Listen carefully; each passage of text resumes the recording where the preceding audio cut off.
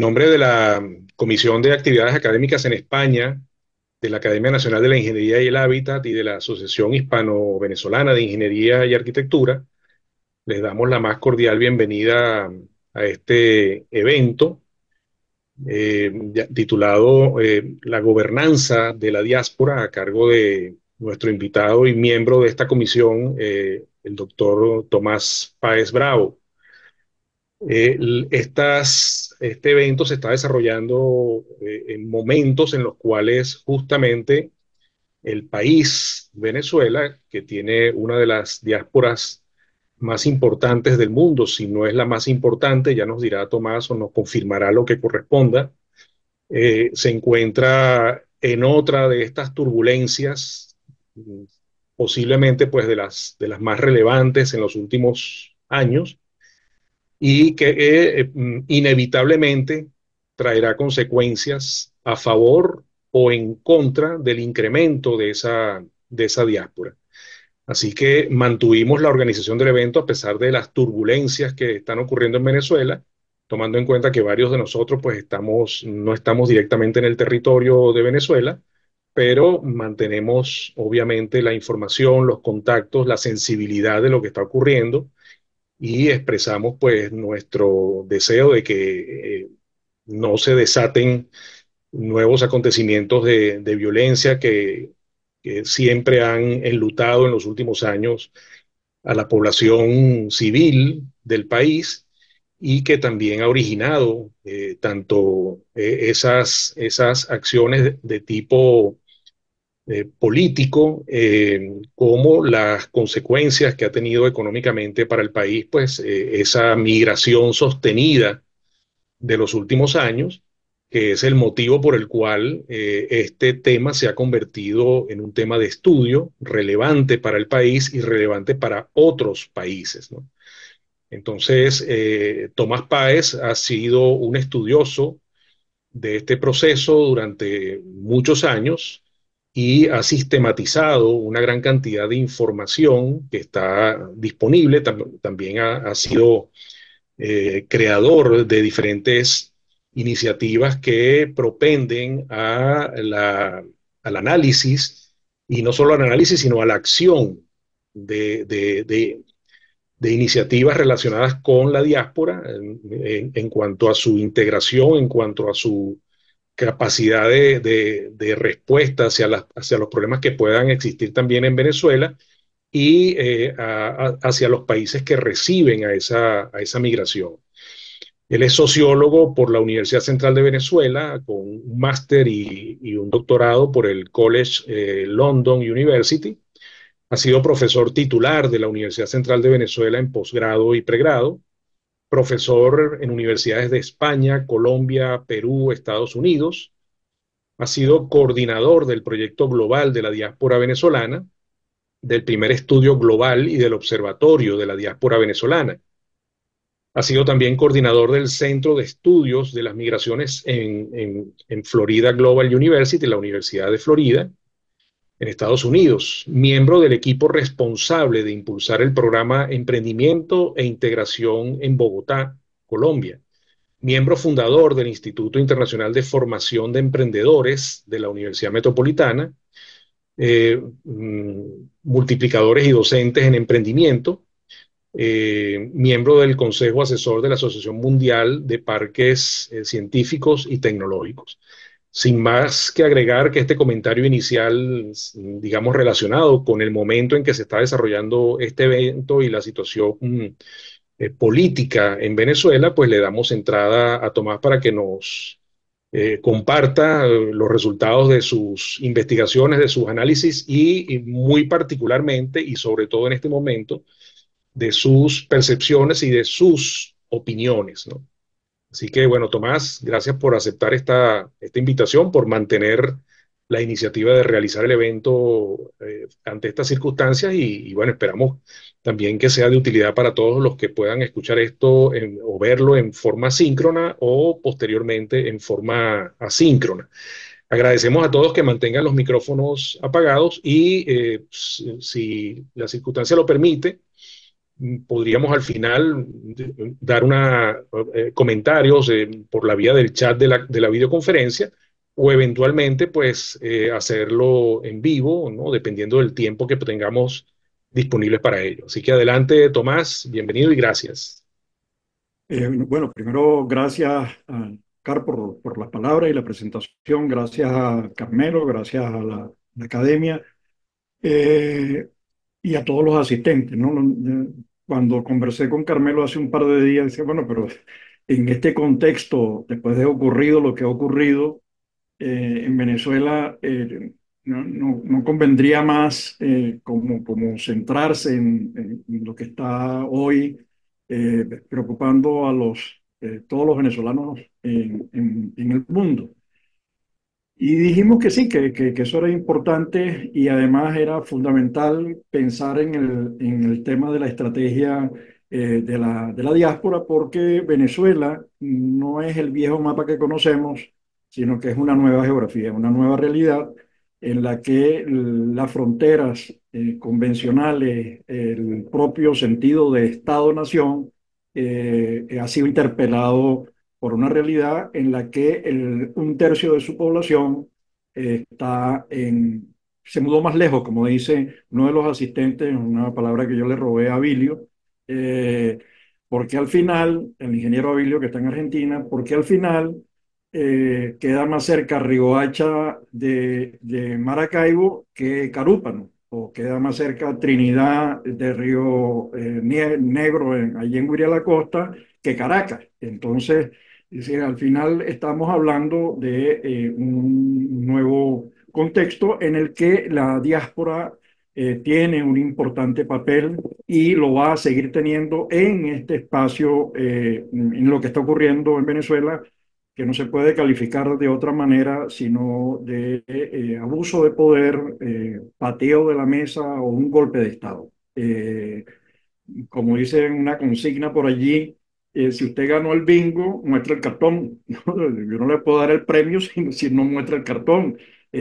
No es posible que después de haber pasado varios días se haya optado por el fusil en vez de, ya tenemos 11 fallecidos, desafortunadamente, muchas personas en prisión, centenares están en prisión, los siguen buscando, están silenciando, intentando silenciar a los líderes. Pero bueno, yo creo que eso forma parte, además de la presión que tiene que hacer la diáspora de una manera contundente. Ya lo está haciendo en Leipzig, en Alemania, lo está haciendo en Berlín, lo está haciendo en Melbourne, lo hizo el día uno aquí en Madrid, lo va a seguir haciendo. Yo creo que ese tercio de la población, es decir, 9 millones de venezolanos que en este momento están fuera, en general la gente utiliza los 7,8 millones de referencias de la OIM, pero la OIM trabaja nada más que con 23 países y nosotros tenemos venezolanos en 90 países. Y esa es la diferencia que marca los datos de nuestro observatorio con los de la OIM, a la que le estamos además absolutamente agradecidos por eh, la labor que desarrollan, la investigación que hacen, etcétera. Entonces, yo creo que se está postergando con la decisión del gobierno de patear la mesa, se está postergando la posibilidad de enrumbar el país en el sentido de la modernidad, el desarrollo, la calidad de vida, el bienestar de los ciudadanos y la recuperación de las libertades. Postergar no significa que se eliminó ni siquiera que nosotros vamos a entender esto como una situación irremediable. A todo lo contrario, es una invitación a seguir defendiendo y yo creo que eso es lo que está ocurriendo en el plano internacional. La última declaración de amigos tradicionales del gobierno, como Petro, que lo acaba de hacer público, pidiendo el conteo, pidiendo muestre los cartones si ganó el bingo, o Lula, el G7 que se acaba de pronunciar, son evidencias de que eh, tiene como poco aliento la posibilidad de mantenerse este modelo que intenta ser el de Nicaragua, pero es que en Venezuela hay una sociedad que se manifestó, que se expresó, que está harta, que está molesta, que está indignada. Lo que lo refleja, yo no sé si es verdad que va a aparecer en la portada del Times o si ya apareció, es el derrumbe de la estatua dedicada al difunto, ¿no? Entonces, yo creo que, bueno, hay que seguir en esta confrontación dinámica, democrática, por la vía pacífica, por la vía de los votos, por la vía del interés y de saber de que tenemos la realidad en nuestras manos, digamos. Las actas están en nuestras manos y tenemos la información. Comienzo entonces planteando, cuando este trabajo lo iniciamos, pensamos en lo que había ocurrido en Venezuela en el año 1936 y a lo largo de toda su historia. Venezuela fue un país de inmigrantes. Desde la Gran Colombia en el año 1823 y luego ya escindida de la Gran Colombia en 1830, Venezuela siempre se ocupó de crear marcos legales iniciativas de política para atraer inmigrantes. Eso se consolida en el año 1936 bajo la presidencia de López Contreras, porque las élites representadas en Adriani, que era ministro, Alberto Adriani, que fue ministro de Agricultura, ente responsable del ITIC, el Instituto Técnico de Inmigración y Colonización, Arturo Larpietri y todas las élites económicas, políticas, culturales, abogaban por una estrategia de inmigración. Hoy, casi a 100 años de aquella decisión de crear la ley de extranjería, de la ley la institucionalidad para atraer inmigrantes, estamos en una situación alterna. Nosotros necesitamos en este momento crear el Instituto Venezolano de la Diáspora para atender y para relacionarnos con esa enorme realidad que llegó para quedarse, ¿no? Quienes piensen que esto fue así como un paso corto, pues digamos que la gente se va y después ya regresa. El, el fenómeno migratorio es mucho más complejo que eso, ¿no? Digamos, un porcentaje de quienes se fueron, que ya son padres, otros son abuelos, otros tienen un buen trabajo, otros tienen opciones, etcétera, etcétera, sencillamente no van a regresar, lo que no significa que no estén dispuestos a participar en el proceso de recuperación de la democracia y reconstrucción del país, ¿no? Eso se puede hacer, y más en este momento en el que tenemos el mundo de la comunicación, un globo conectado. Algunos de ustedes que estudiaron fuera, hicieron posgrado fuera, cuando intentaban llamar a Venezuela, cuando hacían el posgrado en Inglaterra, en Estados Unidos, en Francia, sabía que se le iba parte de la beca. Ahora no, ahora es sencillamente un WhatsApp y videoconferencia y videollamada, y la cosa cambia rápidamente, y eso hoy es posible dinamizarlo y potenciarlo.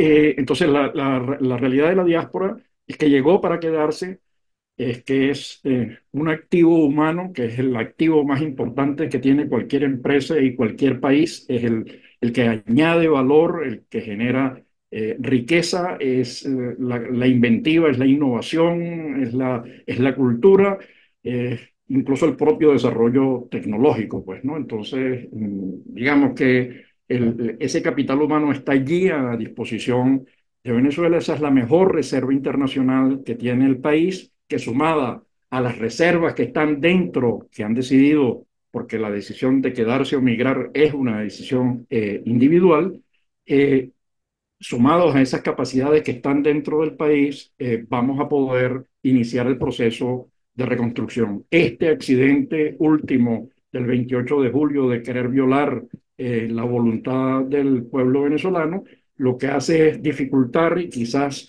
postergar un poco por unos días y unas semanas este proceso, pero es algo indetenible porque hay un compromiso social con la recuperación del país. Para hacer esto, nosotros recurrimos a primero a más de una década trabajando con la diáspora. Ese mapa que ustedes ven allá atrás, es la disposición de los venezolanos en el mundo. Ahí nada más aparecen por país, Pero como sabemos, las personas no migran a países, las personas migran ni siquiera a ciudades, migran a localidades.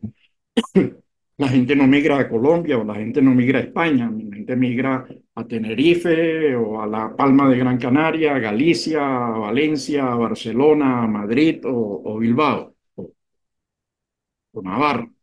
Y dentro de esas localidades migra a lugares específicos, a comunidades, incluso de donde tenían relaciones en algunos casos, donde tenían amigos o donde tienen redes con las cuales seguir construyendo el retorno, las relaciones, esos venezolanos que llegan, que nunca tuvieron en España, pero que tienen un amigo que de origen español o que ya consiguió la nacionalidad y se vienen a quedar acá en Madrid y rehacen su vida con las redes familiares que construyen.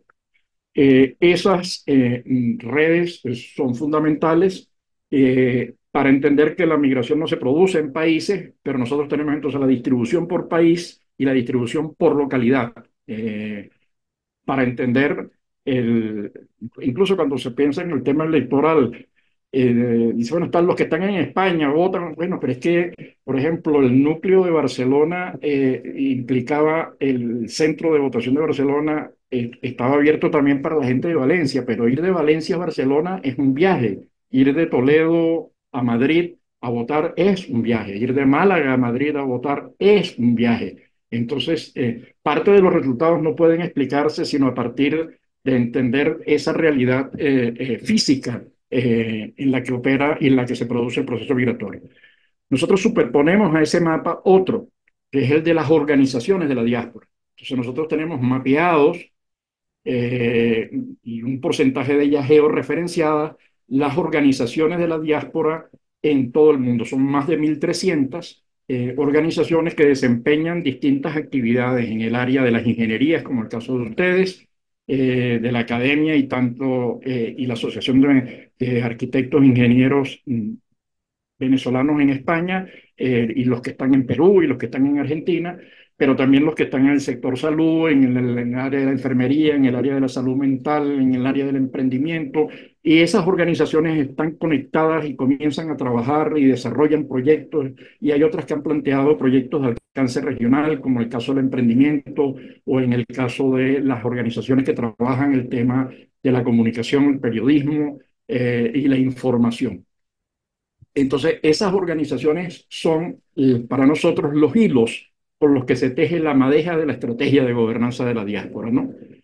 A diferencia de lo que ocurrió en el 36, que era un proyecto del Estado y era el Estado el que creó las famosas colonias que después dieron origen a la colonia Mendoza, que luego dio origen también a la colonia Turén, que eran, algunos fueron exitosos y otros no.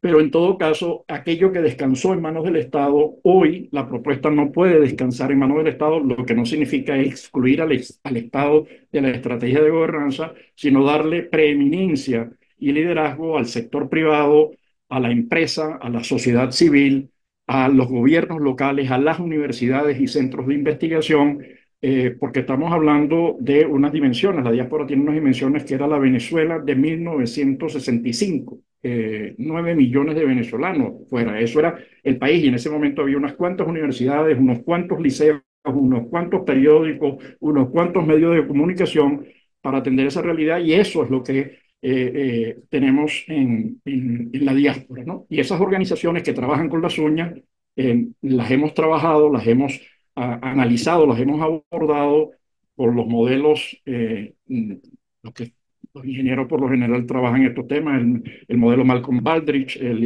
la serie ISO 9000 de evaluación de las organizaciones o el FQM europeo para ver cuáles son las posibilidades de mejora. Y no estoy hablando de resiliencia y aceptar realidades, sino de proyectos de cambio permanente y de mejora sostenida de las organizaciones, que son las células de esta estrategia de gobernanza. En paralelo, desarrollamos otro estudio que nutre esta estrategia, que es además del primer estudio global, de disposición a la participación política y democrática de la diáspora, que es una actualización del primer estudio que acabamos de publicar, donde se muestra el compromiso con la democracia, el compromiso familiar de los venezolanos con los suyos, los temas de envío de remesas, eh, porque la diáspora, como decía Vilio, no se fue, no existe un dentro y un afuera, existe un continuo, un proceso constante de circulación del capital humano. Y en este momento estamos avanzando en otro proyecto que es el mapa del emprendimiento, que incluye la oferta de formación, asistencia técnica, financiamiento e iniciativas emprendedoras, hasta lo que son aceleradoras, incubadoras, hubs de impulso del emprendimiento.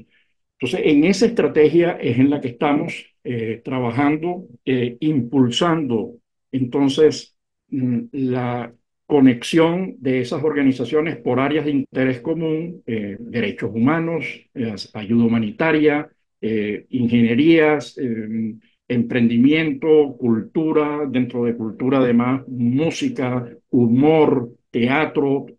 Las iniciativas de teatro son que articulan a nuestros artistas en el mundo, y eso requiere entonces un enfoque distinto, un abordaje distinto del tema migratorio, y con esto voy cerrando para abrir la serie de preguntas, intercambio de ideas. Yo recuerdo que a mí me preguntaban siempre los periodistas por allá cuando comenzamos el estudio, la fuga de cerebro. Yo decía, la fuga de cerebro no existe. La fuga de cerebro es como decir que la incorporación de la mujer al mercado laboral es abandono del hogar, ¿no? Y no, digamos, una nueva realidad en donde ese capital humano está conectándose a centros de excelencia, a formas de trabajo, a culturas, a tecnologías, equipos que van a ser de mucha importancia para el desarrollo global del país, ¿no? Es decir, utilizar esa capacidad para el desarrollo de Venezuela, ¿no? De Venezuela, digo, y de los venezolanos, porque Venezuela está donde está el venezolano. Entonces ya no preguntan por ese tema, y eso me hacía recordar aquella palabra. Franco se refería a la migración española como la calamidad, ¿no? Hasta que empezaron a llegar las remesas. Entonces, cuando ya las remesas comenzaron a llegar por el año 1956, se creó una institución para relacionarse con la diáspora, ¿no? Eso lo ha hecho hasta dictaduras duras como la franquista, cuando en Venezuela el gobierno venezolano negó la existencia de la diáspora, lo dijo públicamente Maduro en Naciones Unidas en Nueva York en 2018, y recientemente en un acto que uno no puede calificar sino de cínico, dijo que él creía que había 2.500.000. Dice, bueno, pero usted llame a Petro, que le va a decir que Inmigración Colombia tiene como 3 millones, y llame a Lula, que tiene el programa que se montó en 2018 y que Lula ha continuado, que es el programa de acogida. Y allá hay, en Brasil hay más, cerca de 600.000 venezolanos. Entonces, ya que usted con esos dos números sabe que está mintiendo, ¿no? Solo con esos dos números. Y después, si llama a Boric y si llama a Perú, se dará cuenta de que hay un mayor número. Entonces, es una actitud cínica en el tratamiento. La otra actitud, otro criterio que se ha manejado mucho en Venezuela, incluso algunos organismos internacionales, es la crisis migratoria. Entonces, como decía un profesor especialista en este tema en México, decía, bueno, pero espérate un tiempo. Si la migración es consecuencia, ¿cómo es que es la causa? Digamos, eh, ¿es la crisis migratoria o es la crisis de un país que genera migración? Son dos. Entonces, plantearlo como crisis migratoria, que algunos lo llevan al extremo de utilizarlo como arma arrojadiza, como para azuzar, con doble Z, perdón, que somos venezolanos, a los que nos están escuchando que son españoles, eh, para azuzar a la región. Ahí viene el tigre, ¿no? Y ahora además tenemos unos amigos que yo no sé si son amigos, porque ya la migración es el tren de Aragua, ¿no? Es decir, casi que la migración, todos los que han salido salieron de las cárceles, como dijo Trump, los mandaron de las cárceles a Estados Unidos, ¿no? Es decir, cuando ya hay personas que están trabajando en industria petrolera en Texas, que salieron de Maracaibo despedidos que salieron de aquel despido masivo y tenemos gente en Nueva York y tenemos gente en Florida y tenemos medios de comunicación y el impacto positivo que está produciendo la diáspora venezolana en estado, en donde llega, además que ha sido evaluado. Entonces sorprende que todavía hay algunos que utilicen el argumento de que por un acto o por dos, y además está comprobado que no es cierto que la diáspora venezolana genere violencia, ni siquiera las diásporas. Hay un estudio de Cato, que es una institución que lleva 50 años trabajando el tema de las migraciones, muy recientemente presentado en el Parlamento norteamericano, tanto al Senado como a la Cámara de Diputados, la bicameral, diciéndole que no es cierto que la diáspora que con la diáspora haya crecido la delincuencia en Estados Unidos, que eso es absoluta mentira, con datos. Estamos hablando de ideología, con datos y mostrando cómo más bien la diáspora contribuye a frenar el proceso delincuencial, ¿no?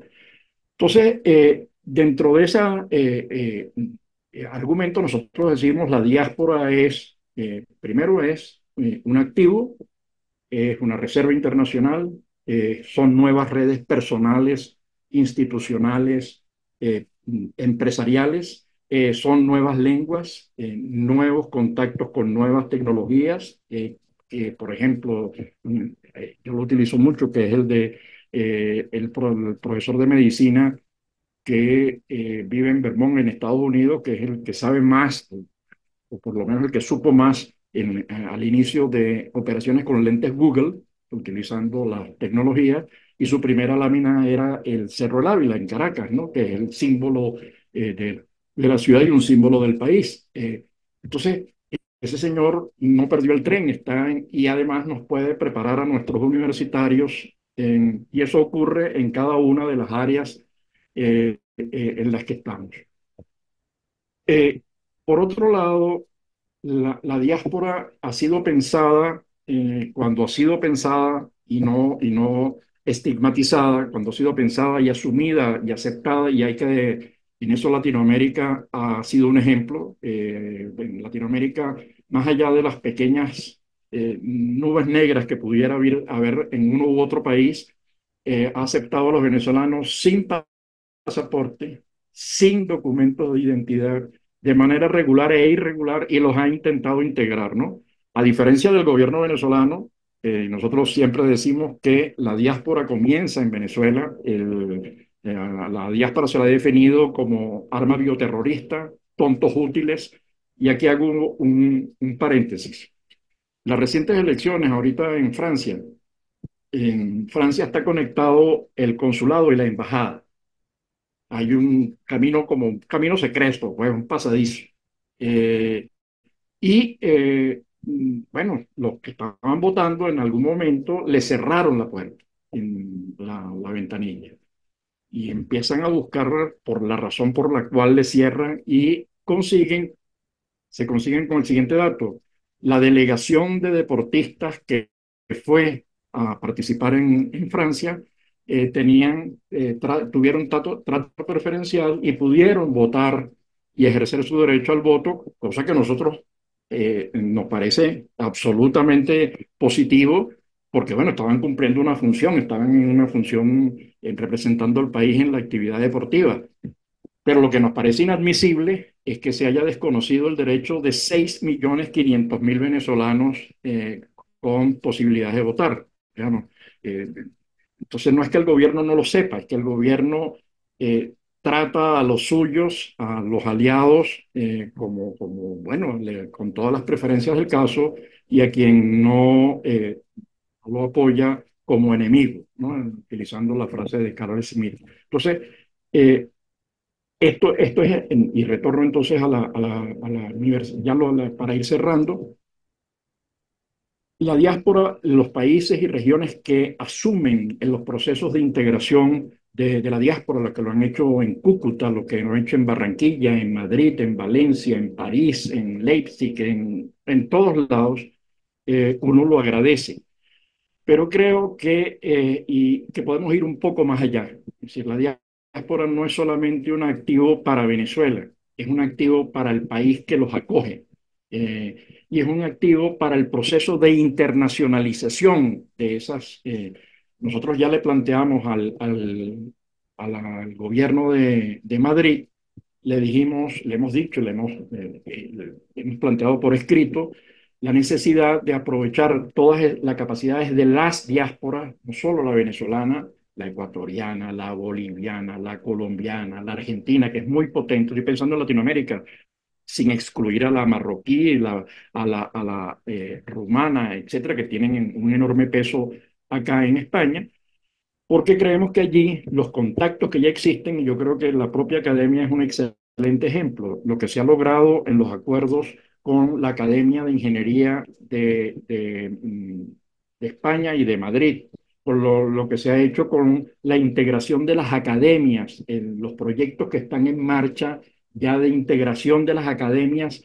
Eso ya es un enorme paso y va más allá del proceso de inserción laboral y social del migrante, y es el migrante como potencial para la internacionalización. Nosotros tenemos en este momento un proyecto con la Universidad de Valladolid, no sabemos si va a salir, con la Universidad Central de Venezuela, pensando en eso, en cómo utilizamos las capacidades de ambos países y de los migrantes para la internacionalización del sector educativo español, en este caso de la Universidad de Valladolid, pero lo estamos pensando también con la Universidad de La Laguna en Tenerife. Pero es que además hay sectores, pongo como ejemplo el de la digitalización de las tierras. España tiene todas las tierras digitalizadas, y eso podría ser, no, es de mucho interés para Venezuela.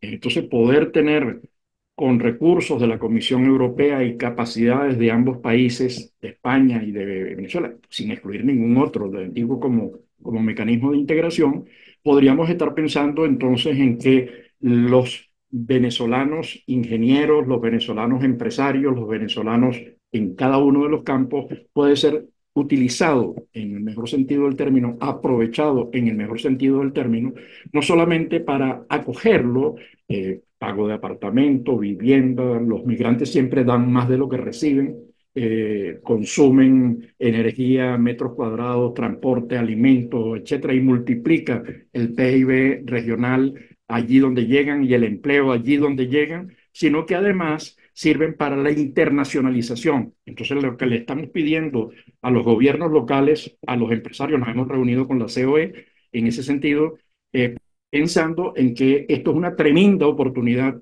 no solo para acoger, sino para internacionalizar las empresas. Y la estrategia de gobernanza es eso, es cómo aprovechar todas esas capacidades de esas organizaciones que están en el mundo conectadas a un centro liderado por el sector privado, sin exclusión del sector público, pero liderado por la sociedad civil, por el sector privado. Nosotros, en el caso venezolano, decimos por Fedecámaras como organismo cúpula, pero no puede ser por Conindustria, puede ser por empresarios emblemáticos de Venezuela, conjuntamente con los gobiernos locales, con las universidades y centros de investigación y alcaldías y gobiernos regionales que puedan conectarse con las diásporas, porque las diásporas de las regiones también se van a regiones específicas. Por ejemplo, en el caso de Maracaibo, del estado Zulia, hay una migración muy potente hacia Texas, no solamente, pero hacia Texas es muy importante. Entonces, la generación de acuerdos entre ciudades, la cogobernanza de este proceso migratorio se podría facilitar con la identificación de estas capacidades. Y ese es un poco el diseño de la estrategia. Ya está escrito el proyecto, está evaluado todo el trabajo que se ha realizado y los resultados de ese trabajo, más los estudios.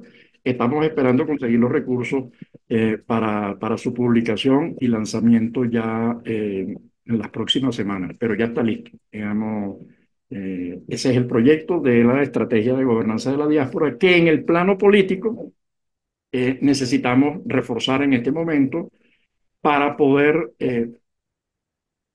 actuar con mayor rapidez, con mayor celeridad y no perder tiempo porque han sido 10 años desde el 2014, bueno, desde antes, pero ha sido un cuarto de siglo de atraso en general, digamos, más allá de, bueno, uno pudiera discutir que hubo momentos en esos 25 años que no lo fueron tanto, pero por ejemplo, en el tema de la ciencia y tecnología, la LOCTI fue una cosa interesante en el marco global, ¿no? Visto, pero fue un periodo muy corto. Pero entonces, cuando uno hace la evaluación global de fue atraso, fue la destrucción del tejido empresarial, la destrucción de la industria petrolera, la destrucción del ambiente, lo que está ocurriendo al sur del Orinoco no tiene nombre, lo que está ocurriendo con los ríos tampoco, el montón de turbinas que están dejando de producir electricidad, tienen los apagones y apagado al país, Internet está en el segundo lugar de abajo hacia arriba en la escala internacional, digamos,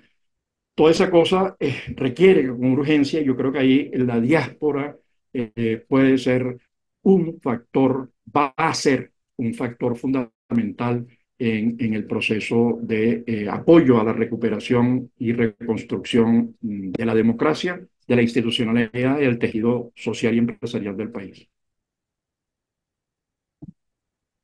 Sí, no sé si hay pregunta. Gracias, gracias, Tomás.